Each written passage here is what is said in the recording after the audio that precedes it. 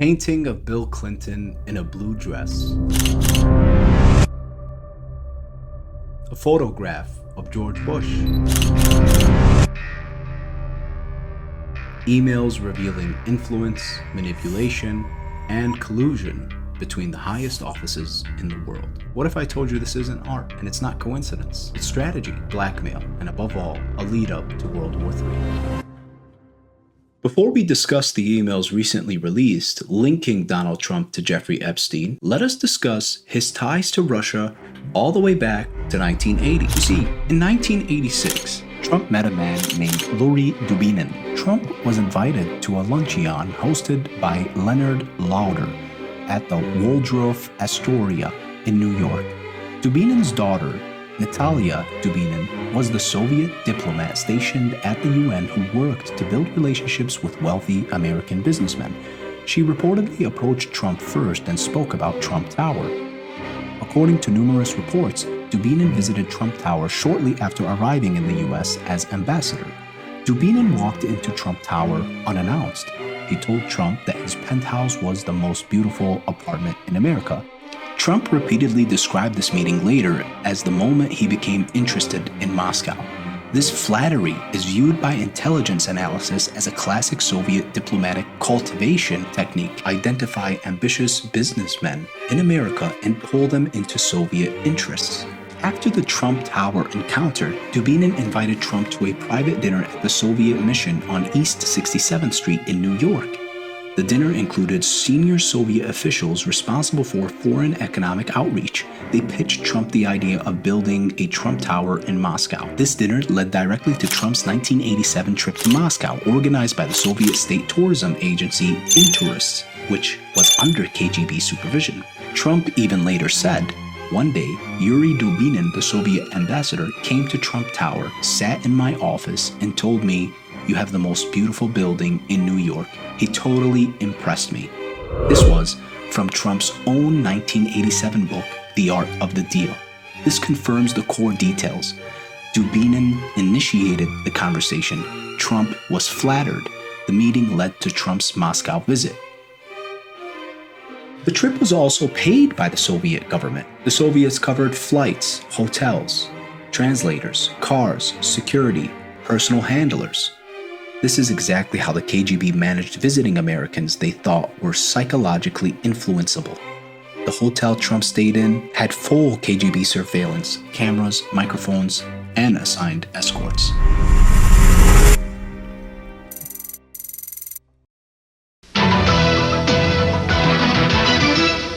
This is CNN Breaking News.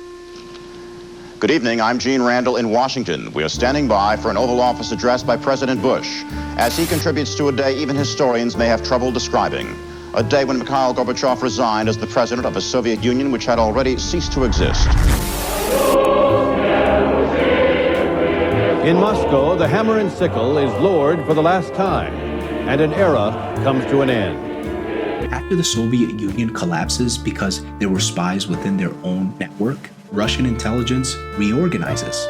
Trump's finances collapse. Russian officials and ex-Soviets recommunicate with him.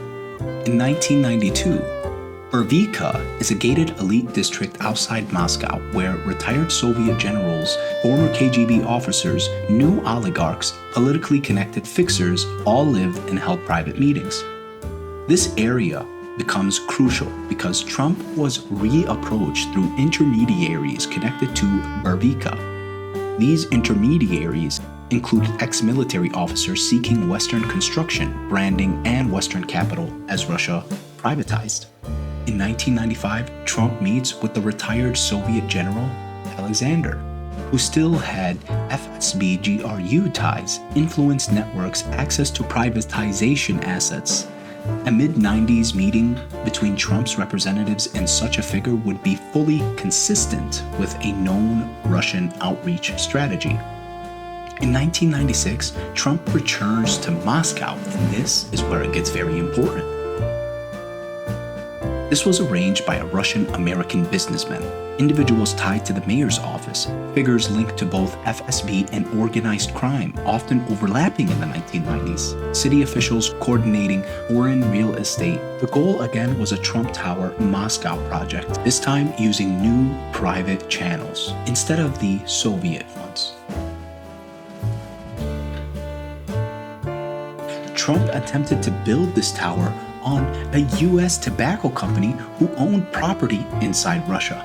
He pursued trademark rights in Russia. This involved channels connected to that tobacco company, alcohol importers, and Russian commercial banks. Many of these industries in the 90s were controlled by ex-KGB and organized crime. The U.S. tobacco company, acting as a partner in some deals, attempted to secure rights and push Trump-branded products into Russia. These tobacco alcohol import channels were classic money movement pipelines.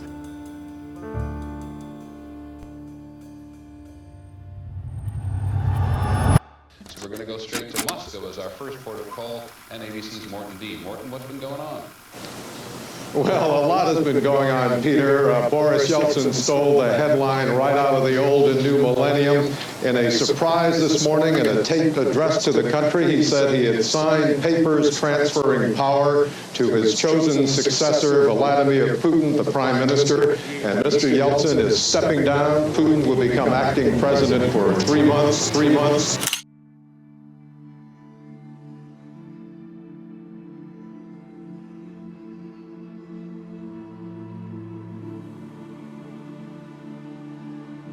In 1998, Putin rises and reorganizes intelligence networks within Russia. Then, in 2000, Bayrak Group enters Trump's orbit. Bayrak is the central conduit between Trump and Russian Kazakh money. Felix Sater, son of a Russian mafia lieutenant who worked with U.S. intelligence after criminal conviction, maintained ties with Russian oligarchs and security services.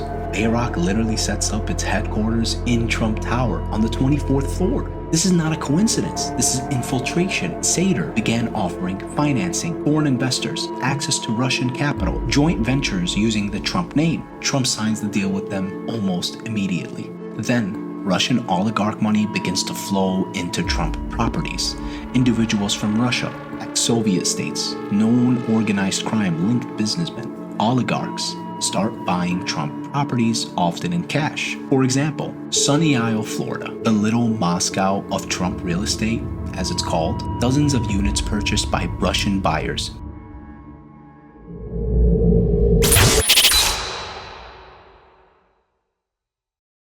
Now, considering all this, we've basically proven that Trump is connected with the Russians. But what about Epstein? How does this tie Epstein to Trump? And what does this mean in regards to the recently released emails connecting Epstein and Trump? By the mid-2010s, a single transitional elite web had been woven. Business, politics, money, and secrets. Spanning Moscow penthouses to private islands, two names kept surfacing at the center of that web: Jeffrey Epstein and Ghislaine Maxwell. Epstein cultivated elites across industries, politicians, billionaires, royals, while building a private orbit of properties, aircraft, and a Caribbean island. Journalistic reconstructions and thousands of newly released documents show how wide the network reached. Now here's the thing. Epstein had no control over Trump, yet he knew about him. He tried to entice him. He tried to lure him in. Would you raise your hand, please? Do you solemnly swear the testimony you're about to give in the matter now pending shall be the truth, the whole truth, and nothing but the truth? Yes, ma'am. Would you please state your full name? Jeffrey Edward Epstein, and my residence address is 6100 Red Hook Boulevard in Virgin Islands. Have you ever been convicted of a crime? Yes. With news circulating about Epstein and his involvement in sex trafficking, he was arrested and placed in a Manhattan detention facility. Billionaire financier Jeffrey Epstein has been arrested, charged with sex trafficking involving underage girls. He could face up to 45 years behind bars. However, suddenly, news emerged of his death. Crimes was dashed when he was found dead by suicide in his jail cell a month later. Disgraced financier Jeffrey Epstein has taken his own life. The bombshell development raising many new questions. Camera footage disappeared. What's interesting, Trump ran on the idea of releasing the Epstein list during his presidential run in 2024. Would you declassify the Epstein files? Yeah, I would. All right. I guess I would. I think that less so because, you don't know. You don't want to affect people's lives if it's phony stuff in there because there's a lot of phony stuff with that whole world. After his election, Trump claimed that the Epstein files are a Democratic hoax. I call it the Epstein hoax.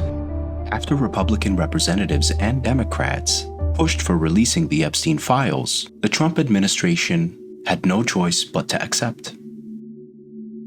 In one of these emails sent from Jeffrey Epstein, the discussion involves Putin and Lavrov. This indicates that Epstein was looking for dirt to hold against Trump. However, he had none, and only the Russians had the dirt.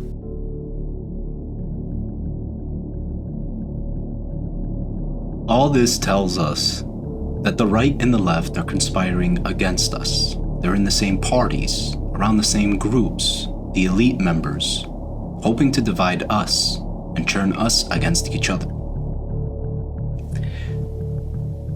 These emails really only show you one thing. The right and the left work together. They're in the same parties, clubs, families.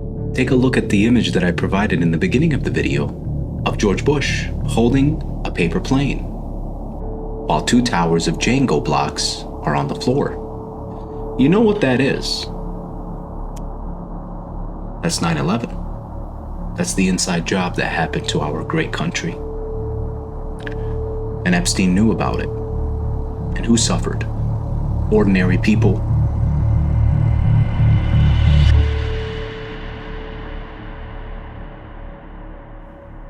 What do they have in store for us next?